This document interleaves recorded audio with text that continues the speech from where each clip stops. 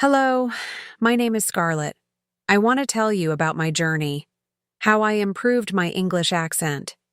At first, I felt shy every time I spoke. People didn't always understand me, but I didn't give up. I found ways to speak clearly, sound more natural, and feel proud of how I talk. My journey with my accent began in a very ordinary moment, at a coffee shop. I didn't expect it to change how I saw myself, or how I would speak in the future. It was just a normal day. I had walked into my favorite local cafe, the one with the yellow chairs and the smell of fresh cinnamon rolls. It was my weekend treat. I liked coming there early in the morning when the streets were still quiet and the sunlight was soft through the windows. I walked up to the counter, smiled at the barista, and said, "Hi, can I get a vanilla latte, please?" She looked at me for a second, then tilted her head.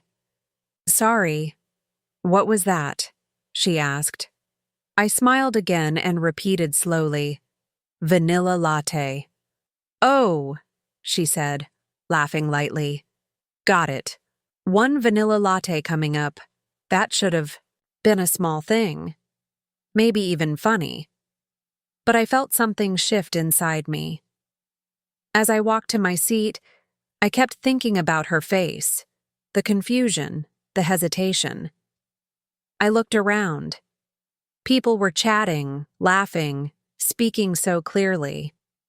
I pulled out my phone and opened a language app. I typed in vanilla latte pronunciation. I pressed the play button and listened. It didn't sound that different.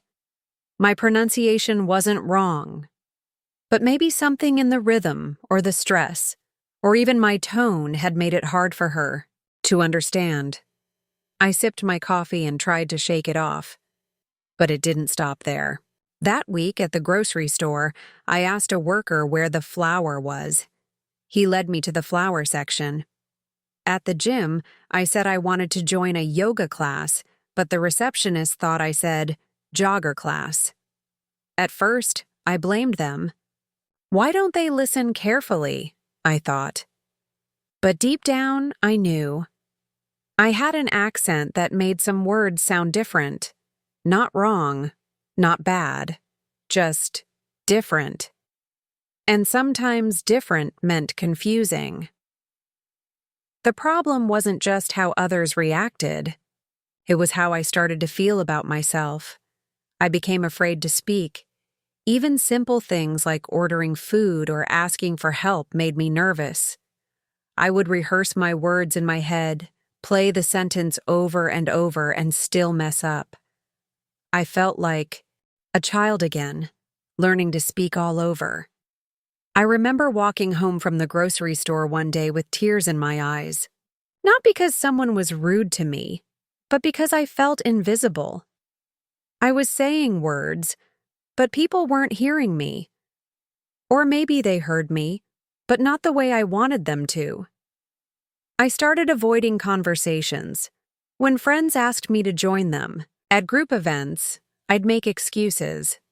I told them I was tired or busy. But really, I didn't want to be in situations where people might not understand me. I didn't want to explain myself again and again. It was exhausting. Then something happened that changed everything. I was on a video call with a client. I work in marketing, and this was an important meeting.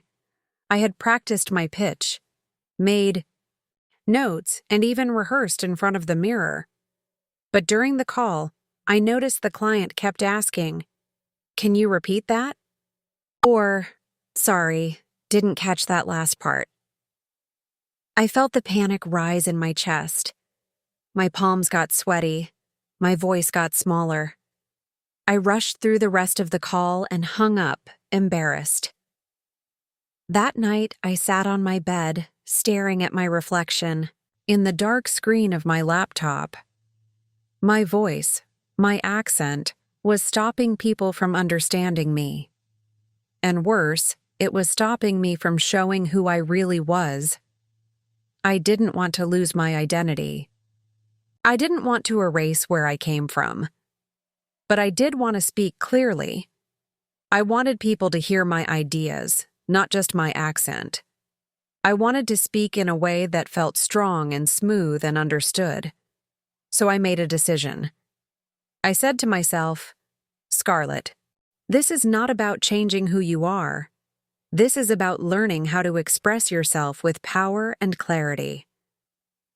I opened a notebook and wrote down one sentence. Speak in a way that helps the world hear you. That became my promise. I began to think about how to start. I didn't know where to begin. I wasn't sure what to change. I didn't even know which part of my accent made me hard to understand. But I remembered something my English teacher once said back in school. To improve your speaking, listen first. Really listen.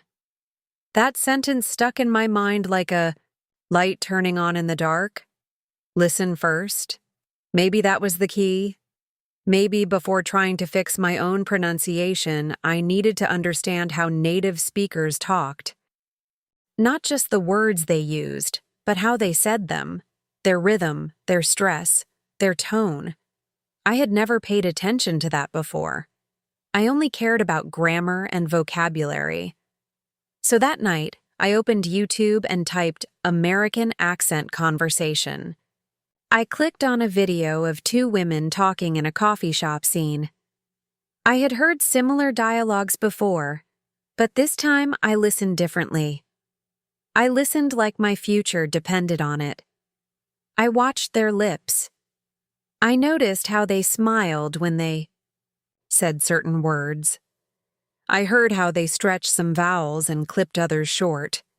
I played the video again. Then again. Then again, I opened another video, an English learning podcast. I listened to the speaker say the phrase, "Would you like a cup of coffee?" Then I said it out loud. I compared. Something was different. Her voice rose slightly at the end, like a question, while mine stayed flat.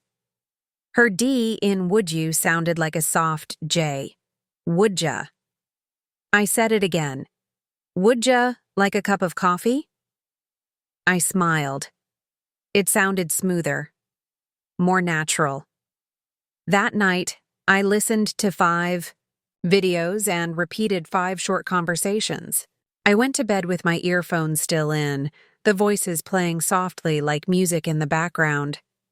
I knew this was just the beginning. My accent had been with me for years. I couldn't expect it to change overnight. But I had taken the first step. I had stopped running away from my voice. I had started to face it. The next morning, I woke up early, made myself a real cup of coffee, and opened my notebook again. I wrote down a new sentence. To change how you speak, you must change how you listen. That became my new guide. I decided I would spend every day listening carefully to English speakers, not to copy them completely, but to understand them deeply. I would listen to how they spoke, why they stressed certain words, and where their voice changed. And so, that's how I began the next part of my journey. The part where I learned to listen carefully to native speakers and make their sounds a part of my daily life. After that night when I repeated, "Would you like a cup of coffee?" over and over, something inside me changed. I no longer felt helpless. I felt curious. I felt like a beginner again, but this time in a good way. I didn't see my accent as something to hide anymore. I saw it as something I could work with, shape, and smooth out. It was like learning music, and the first step in music is always listening. The next morning, I set a new goal. I would spend the next 30 days listening to English like it was my job, not just casual listening. I would study how people spoke. I would use my ears the way a painter uses a brush, carefully, purposefully, and with love. I wanted to learn the rhythm, the music, and the melody of native speakers. I wanted to understand the feeling behind the sounds. I started small. I picked one short video each day. Not lessons, not formal talks, just everyday conversations. I wanted to hear how real people spoke. My first video was from a lifestyle vlogger named Jenna who lived in Los Angeles. She wasn't teaching English. She was just talking about her morning routine, making coffee, walking her dog, and choosing her outfit. But her voice had a rhythm. Her words flowed. And I noticed something very important. She didn't say every word clearly or separately. Her words were connected. Instead of, "I am going to the store," she said, "I'm gonna go to the store." Instead of, "Do you want it?" she said, "Do you want it?" These small things had a big effect. They made her sound natural, not robotic, not textbook English. And suddenly, I realized something that changed everything. I had been learning English the wrong way for years. I had memorized rules. I had practiced grammar. But I had never paid attention to how people actually speak. So I hit replay, again and again. I turned on subtitles. I paused after every sentence and repeated it out loud. I recorded my voice and played it back. I sounded slow, careful, flat. So I kept trying. I made a new rule for myself. Don't just listen, shadow. Shadowing means repeating what you hear right after you hear it, like an echo. I didn't worry about understanding every word. I focused on copying the sound, the speed, and the tone. I remember one sentence Jenna said that I practiced for 20 minutes. "I just want to grab a quick coffee before I head downtown." It sounds so simple now, but back then I had to break it down. I just wanna, instead of, I just want to, grab a quick coffee with stress on grab and coffee, before I head downtown, with a smooth fall in tone at the end. I played that line again and again, saying it with her, matching her voice like we were singing a duet. And you know what? By the 10th try, I was smiling. Not because I was perfect, but because I could feel the change. I could feel my voice learning a new rhythm. I started doing this every day. In the morning, while brushing my teeth, I'd play short clips. While cooking breakfast, I'd listen to a podcast. I wasn't just hearing words anymore. I was studying voices. I noticed that American speakers often use a relaxed tone, like they're speaking from the chest, not the nose. I noticed they stretch some vowels. So good, nice one, really fun. I noticed how they rise at the end of questions and drop at the end of statements. I also discovered something else, connected speech. This is when words blend together. I had never learned this in school, but it's what makes English sound fast. Did you eat yet? Becomes dija. Eat yet? Let me help you becomes let me help you. At first it sounded messy, but the more I listened, the more it made sense. So I started keeping a journal. I called it accent notes. Every time I noticed a new way of saying something, I wrote it down. Then I made my own sentences using the same pattern. Here are some of the first entries in my journal. Gotta get have got to. I gotta finish this. Wanna didn't want to. I wanna try it. Gimme. Give me. Gimme a second. Lemme. Let me. Let me think. These little notes helped me feel like a real language explorer. I wasn't just copying. I was learning the why behind the sound. I learned that Americans often drop the T sound in the middle of words like water or butter. So water becomes waiter, butter becomes butter. At first, this felt very strange. But when I said it out loud, it actually felt more natural. One of my favorite exercises was to take a short scene from a movie and watch it 5 times. First, with subtitles and sound. Second, with subtitles and no sound, reading lips. Third, with sound and no subtitles, just listening. Fourth, repeating the lines with the characters. Fifth, recording myself and comparing. I did this with scenes from Friends, The Office, and How I Met Your Mother. These shows are full of fast, funny, natural conversations. I laughed, I learned, and I practiced without stress. There was one scene in Friends where Joey says, "How you doin'?" I must have said that line 50 times. At first, it sounded silly, but I was practicing my intonation, my pitch, and even my facial expression. Because accent is not just about the mouth. It's about your whole face, your emotion, your energy. After 2 weeks of this routine, I noticed something strange. When I watched a video in English, I didn't need subtitles as much. My ears were getting better. I could guess the sentence before it finished. And sometimes I would repeat a line out loud without even thinking. It felt like I was singing along to a song I had heard many times. One night, my roommate walked into the kitchen while I was repeating a line from a podcast. She smiled and said, "Scarlett, you're starting to sound American." I laughed. "Really?" "Yeah," she said. "Your voice is different now, smoother. You even pause in the right places." That was one of the best compliments I've ever received. I didn't stop there. I wanted to understand how people in real life talked, not just actors or vloggers. So I started watching interviews, street videos, and even TikToks. I followed accounts that showed real people speaking casually in the US.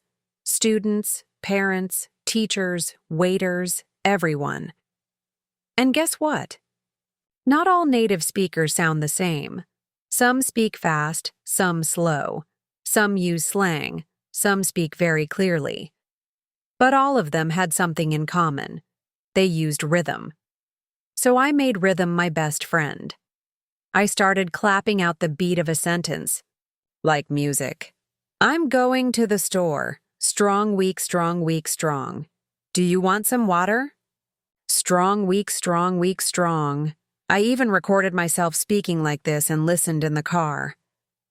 I wasn't just changing my accent. I was training my voice to dance.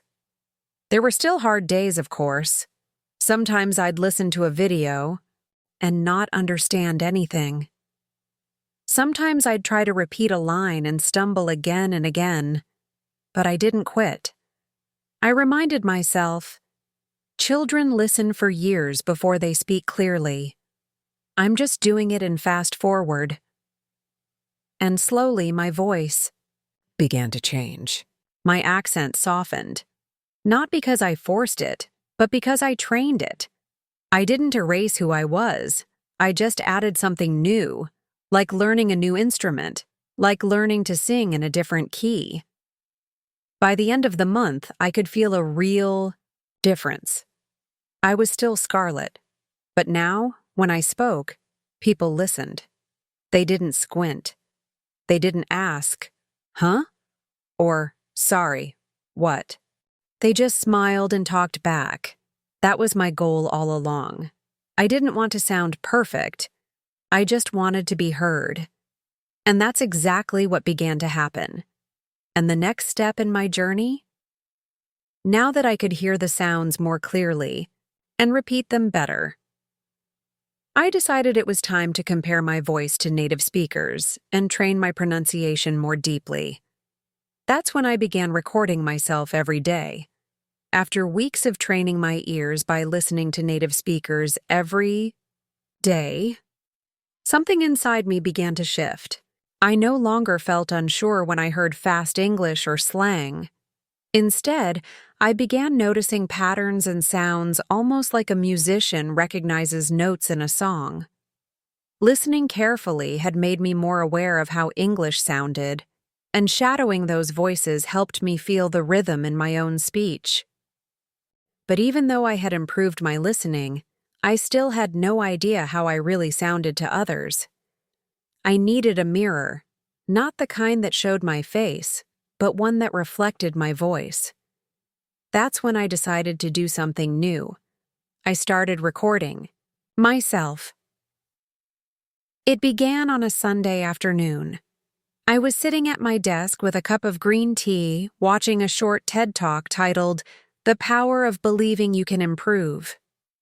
The speaker had a warm, confident tone.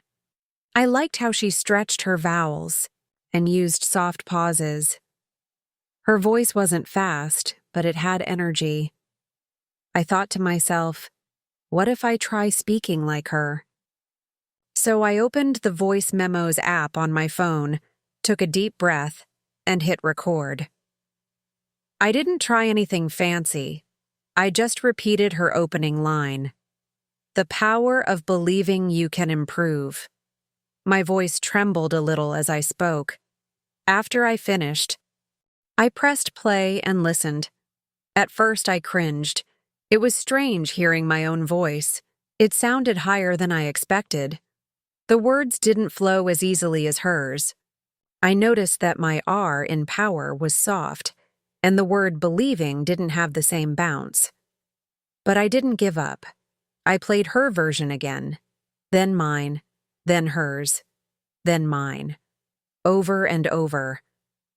I repeated the sentence 5 times, then 10.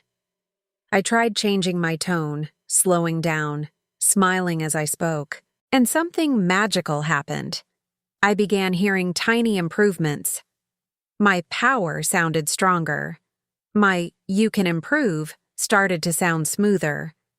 That day, I made a decision. Every day from now on, I would record myself speaking English and compare it to native speakers. It became a routine. In the morning, before work, I picked a short clip, maybe from a podcast, a YouTube video, or a movie scene.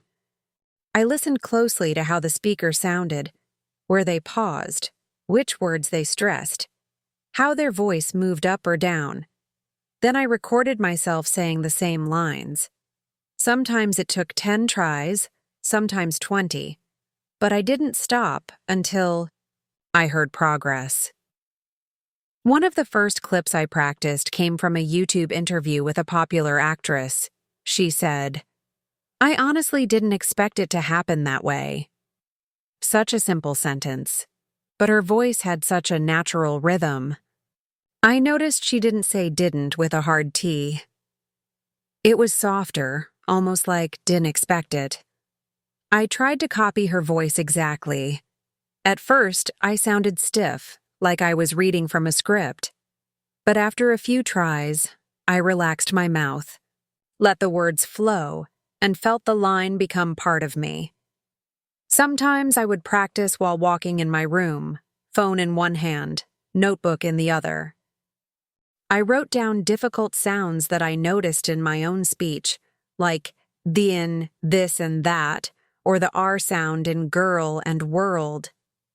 These were tricky for me. In my old accent, I would say dis instead of this, or ghoul instead of girl. But hearing the difference in native voices helped me catch those details. Recording myself made me face something I had avoided for a long time: my mistakes. But this time, I didn't feel ashamed. I felt in control. I could see the problem, work on it, and fix it. Just like lifting weights at the gym. You don't start with heavy dumbbells. You begin with something light. Practice the form, and build strength slowly. That's how I treated my accent. One word at a time. One sound at a time. I also created voice folders on my phone. One folder was for the before version, my first try of a sentence. Another folder was for the after, my best version after practicing. I kept them side by side so I could listen to my progress. Some recordings made me laugh. others made me proud. They were proof that I was changing. After a couple of weeks, I started choosing longer clips. I would record myself reading full paragraphs, not just short lines. One time, I picked a paragraph from a travel podcast. The host described walking through a quiet forest at sunrise. It was filled with words like glistening, gentle breeze, and rustling leaves. I practiced reading that paragraph over and over, trying to capture the same peaceful tone. But I didn't just want to sound good. I wanted to sound real. So I focused on emotion. If the speaker was excited, I practiced sounding excited. If they sounded calm or thoughtful, I copied that energy. Because I realized something very important. Accent is not just about sound. It's about feeling. It's about connection. If I could match their emotion, I could connect better. One day, I decided to test myself. I found a short podcast conversation between two friends. I wrote down their lines and recorded myself reading both parts. Then I edited the audio, so it sounded like I was talking to myself in English. I played the final clip and smiled. It sounded like a real conversation. I had created it on my own, from listening, copying, and recording. That gave me confidence like nothing else. Around this time, I started sending voice messages to my American friend Megan. She had always encouraged me to practice English more. I told her about my new method of recording and comparing. She was so supportive. "Send me your recordings," she said. "I'll give you honest feedback." I felt nervous. At first, what if she laughed? What if she thought I sounded weird? But I reminded myself, I was doing this to grow, not to be perfect. So I sent her one of my best recordings. It was a line from a cooking video. "Add a pinch of salt, stir it gently, and let it simmer for 10 minutes, Megan replied within a few hours. "Scarlett, wow, you sound so clear. You even got the rhythm of stir it gently just right." Her message made my whole day. Encouraged, I sent her more. Sometimes she pointed out small things, like how I dropped the final G in cooking, or forgot to stress the right word in a question. But she was kind, and her tips helped me grow even faster. I also noticed something interesting. The more I recorded myself, the more I noticed my habits. For example, I always spoke too fast when I was nervous. I would skip over consonants or mumble the middle of words. Listening to myself helped me slow down and control my breathing. I started taking pauses, just like native speakers do. Not because I forgot what to say, but to let my words land. One trick that helped me a lot was smiling while speaking. It sounds silly, but when I smiled, my voice sounded warmer and more relaxed. It helped me pronounce words clearly and feel more confident. I recorded the same sentence twice, once with a smile, once without, and the difference was amazing. With the smile, I sounded friendly and fluent. Soon, my voice training became my favorite part of the day. I called it my accent studio. I would sit at my desk with my mic, light a candle, and pretend I was on a radio show. I spoke slowly, clearly, with intention. I wasn't just practicing English. I was learning to express myself fully. After a month of this practice, something incredible happened. During a work Zoom meeting, my manager said, "Scarlett, your presentation today was so clear. You've really improved your delivery." I smiled and thanked him, but inside I was beaming. He noticed. All those quiet hours recording alone were paying off. That night, I played my very first recording, the one from the TED Talk, and compared it to my latest one. The change was clear. My voice sounded more natural. My tone had life. My pronunciation was stronger. And most of all, I liked how I sounded. I no longer feared hearing my own voice. I welcomed it. Recording myself helped me in more ways than I expected. It taught me patience. It made me aware of my growth. And it gave me a powerful new tool to improve my accent every day. I still had a long way to go, but I was proud of how far I had come. And now that I had built this new skill of listening and speaking, I was ready to go one step further. I realized that to make this change permanent, I needed to surround myself with the right environment, voices, sounds, and accents, all day long. That's when I decided to immerse myself completely by filling my days with English sounds. For many weeks, I had followed my routine with great dedication, recording my voice, comparing it to native speakers, and slowly shaping my accent through focused repetition. It felt powerful to be in control of my own growth. My phone had become a helpful tool, like a little teacher in my pocket. Every voice clip I made taught me something new. Every reply from my friend Megan gave me more confidence. But soon, I hit a quiet wall. I didn't notice it right away. In fact, everything was going smoothly. My recordings sounded better, my rhythm improved, and even my work meetings felt easier to handle. But something strange began to happen. When I was in a real-time conversation, no script, no replay button, I froze. Not completely, but I could feel my words stumble. My mind searched for the right sounds, the right tone, but I couldn't hear myself the way I did in my recordings. And that's when I realized something important. I had trained my voice for performance, not for conversation. It was like learning to sing in a studio, but never singing live. Alone, I was fluent. With people, I felt unsure again. My accent, practice as helpful as it had been, was still happening in a bubble.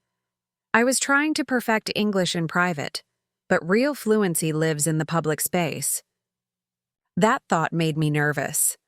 Practicing with real people meant making real mistakes. It meant letting go of control. But I had come too far to stop. So I took a deep breath, opened my laptop, and searched online for English conversation partners. At first, I thought of using language exchange apps. I downloaded a few and created a profile. I was matched with people from Canada, the UK, and the US, and even had a few nice text chats. But when it came to voice calls, I hesitated. I would stare at the call button, heart racing, and then close the app. I wasn't ready. Not yet. So instead, I reached out to Megan. I said, "Would you be open to having short voice calls with me once or twice a week?"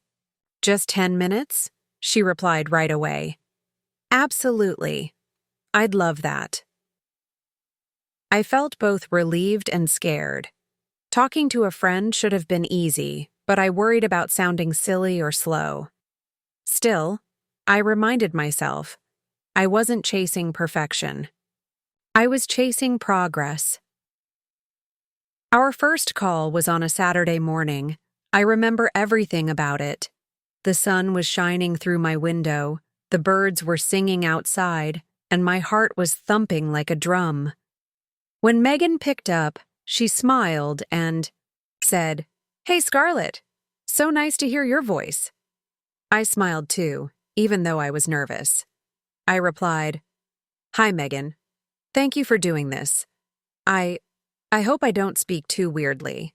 She laughed kindly. "You don't? You sound great, and even if you didn't, we're just talking as friends." Her calmness helped me relax. We talked about small things at first: her cat, my favorite tea, the weather in her city. Nothing serious. But those 10 minutes meant the world to me. I had spoken English with a real person, in real time, without a script. And I survived. We decided to keep going. Every week, we met online for short chats. Each time I felt more relaxed. I started asking questions, telling short stories, and even making jokes. Megan always smiled, nodded, and replied with warmth. She corrected me gently when I said something odd. For example, once I said, "I am boring," when I meant to say, "I'm bored." She laughed. "You're not boring at all. You're just tired, right?" I blushed and said, "Yes, I meant bored." Moments like that helped me learn not just the language, but the feeling behind it. After a month, Megan invited her cousin Lily to one of our calls. Lily was from Chicago and had a very different accent. At first, I struggled to understand her. She spoke faster than Megan and used words like kinda and gonna. But I told myself, this is the real world. Accents vary. People speak fast. I have to keep up. That conversation was hard, but it pushed me to a new level. I wrote down phrases Lily used and practiced them later. I started watching vlogs from American YouTubers just to hear how fast speech really sounded. I wasn't afraid anymore. I was curious. Soon, I wanted more practice. I joined an online community of English learners on a website called Speak Space. Every Sunday, they held free video chat sessions where people from all over the world came together to practice speaking. The first time I joined, I felt like a quiet bird in a room full of loud voices. Some people were very fluent, others were shy like me. When it was my turn to speak, I introduced myself and said, "Hi, I'm Scarlett. I'm trying to improve my American accent." Everyone smiled. One woman from Brazil said, "Your accent is already so soft. Keep going."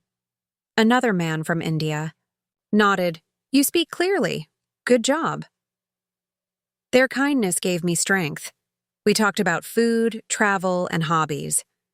I listened to their voices, learned their rhythms, and shared my own. It wasn't perfect, but it was real. After the meeting, I felt like I had climbed a small mountain. Not because it was easy, but because I had spoken, listened, and connected with strangers using a language that once felt far away. I made friends in that group. One of them, Sophia from Mexico, became my regular speaking partner. We met every Tuesday and Thursday, just for 15 minutes. We chose a topic, set a timer, and talked. Sometimes we gave each other feedback. Sometimes we just encouraged each other. She told me once, "Your pronunciation of world is getting better." And I told her, "Your sentence stress is amazing." We were lifting each other up step by step. With time, I noticed something beautiful. I was no longer thinking about every sound while I spoke. My mouth started moving naturally. My ears picked up mistakes before I finished a sentence. My brain stopped translating from my native language. English became more automatic, more alive. That only happened because I was using it in real moments, with real people. And the best part?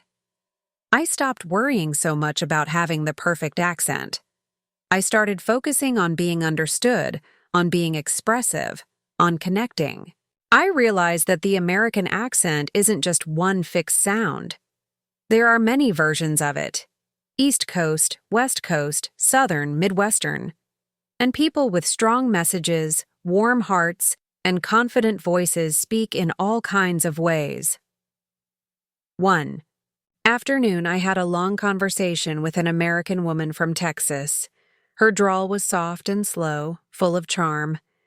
At first, I struggled to follow her, but she smiled and said, "Take your time, honey. We're just talking." That talk changed my view. I saw that accents weren't just technical tools.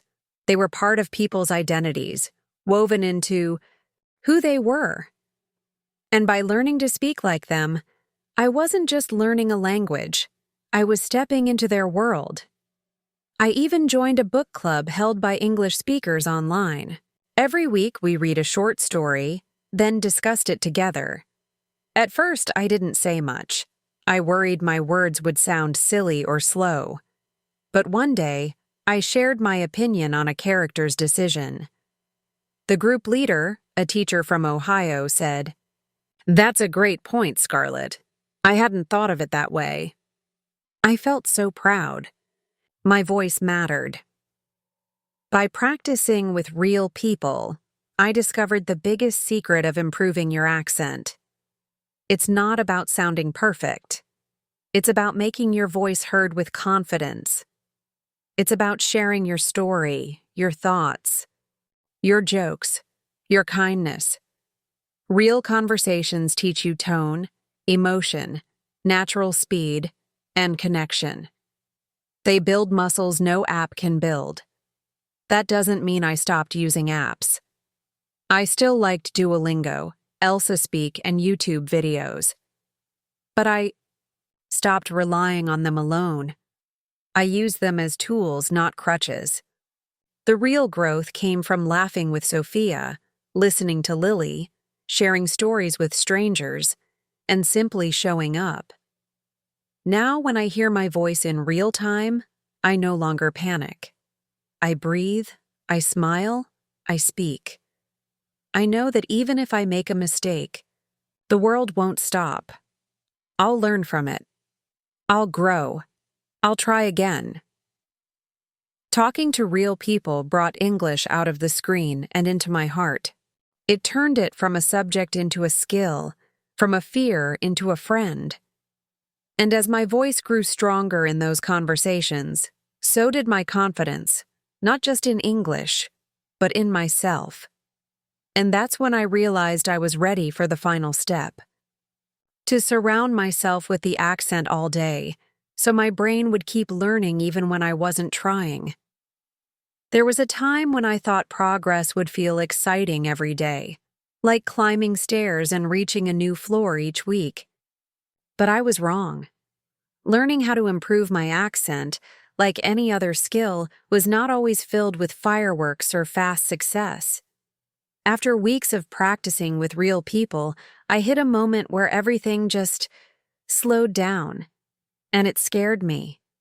At first, everything felt like magic. My tongue moved more smoothly, I understood fast conversations better, and I could even joke in English without feeling lost. But then, 1 week passed, then 2, and suddenly I felt stuck. No new improvements. No big aha moments. It felt like I was repeating the same sounds, the same words, with no new results. I remember sitting at my desk one evening, headset around my neck, staring at a blank page in my notebook. I had just finished a call with Sophia, and I didn't feel good about it. My words had come out slower than usual. I couldn't remember how to pronounce rural without stumbling, and when I tried to say comfortable, it sounded clumsy in my mouth. Again. I had practiced those words so many times, yet here I was, still making mistakes. I sighed, leaned back, and asked myself a dangerous question. Am I wasting my time? That's the kind of thought that sneaks in when growth feels invisible, when no one's around to clap for you, when you've already improved a lot, but still don't feel good enough. That night, I almost skipped my evening practice. I closed my laptop, turned off the light, and pulled the blanket over my head. But something wouldn't let me sleep. A small voice inside me whispered, "You've come too far to stop now." So I got up. I sat at my desk, turned the light back on, and opened my voice recording app. I said just 3 words out loud. I'm still learning. Then I repeated them 10 times, and I kept going. The next morning, I went for a walk in the park near my home. I wore my earbuds and played a podcast called Speak Naturally. The host was a cheerful woman from Michigan who interviewed different Americans from different states. As I walked, I listened not for meaning, but for melody. I noticed how they stressed certain words, how they paused, how their voices rose and fell. I didn't understand every word, and that was okay. I just kept walking and listening. Later that day, I recorded a 1-minute summary of what I had heard. I sent it to Sophia and asked, "Do I sound more natural this time?" She replied, "Your rhythm is smoother. I can hear the change." That made me smile, even though deep inside I still felt slow. Every day after that, I kept my routine. 10 minutes of listening, 5 minutes of recording, 2 voice calls a week. Daily notes in my journal, nothing big or impressive, just simple lines like, "Today I said February," without skipping the R. One of the hardest parts of this phase was that no one else could see how hard I was working. No one clapped when I said mirror correctly. No one gave me a medal for finishing a 20-minute English podcast. It was just me and my quiet efforts. But that's when I learned something important. Real change doesn't happen with big moments. It happens with small decisions repeated every single day, even when they feel boring. There were days I felt like giving up, days I compared myself to native speakers and thought, "I'll never sound like that." But then I remembered why. I started, not to be perfect, but to feel proud of my voice, to speak with clarity and confidence, to make connections, not to impress people, and those reminders became my fuel. To push through the slow days, I started celebrating tiny wins. I made a list in my notebook called Things I Couldn't Do 2 months ago, and every week I added to it. It looked something like this. I can now pronounce "thud" without sticking my tongue out too much. I can keep a 5-minute conversation without checking Google Translate. I can imitate the T sound in butter like an American, almost. I understand 80% of my favorite YouTuber without subtitles. Each bullet point was a reminder, I am growing, even if it's slow. One evening, something happened that changed my perspective. I was at a small dinner party with some friends, including Megan and her cousin Lily. We were playing a word game where each person had to describe a random object using only English. When it was my turn, I picked a spoon. I said, "It's a small tool you use to eat soup or cereal. It's round and metal. It rhymes with moon." Everyone laughed and clapped. Megan smiled wide and said, "Scarlett, your pronunciation has gotten so clear." Lily added, "And your sentence stress is perfect. That rhymes with moon part? That's so native." I laughed with them, but inside I almost cried. Not because it was a big moment, but because it felt big to me. I had said a simple sentence and been understood clearly. That was my win. And it didn't come from some special trick. It came from staying consistent, even when it felt like I was going nowhere. After that dinner, I started sharing my story in small ways. I posted short voice clips on language forums.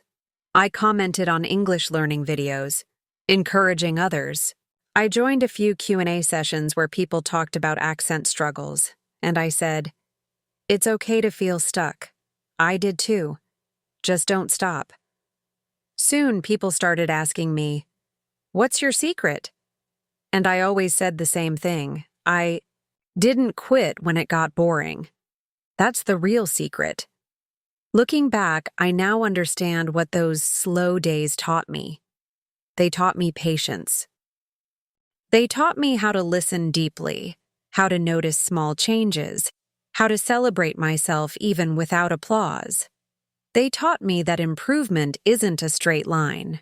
It's a dance, forward, backward, sideways, but always moving. They also taught me to trust time, because every single slow step added up. All the quiet mornings repeating tongue twisters, all the late-night recordings no one heard, all the moments I wanted to quit but didn't. Those were the steps that brought me closer to fluency. Now, when I hear a new English word, I no longer fear it. I taste it, try it, play with it. I know that even if I don't say it right today, I might say it better tomorrow, and the next day, and one day it will just roll off my tongue like all the other words I once struggled with. I'm still learning, still growing, still improving my accent. But now, I'm no longer chasing speed. I'm chasing depth. And with every slow, steady step, I'm becoming the speaker I once dreamed of being. So if you ever feel stuck, like I did, I want you to remember this. Slow progress is still progress. Don't stop. Keep going. Your future self will thank you.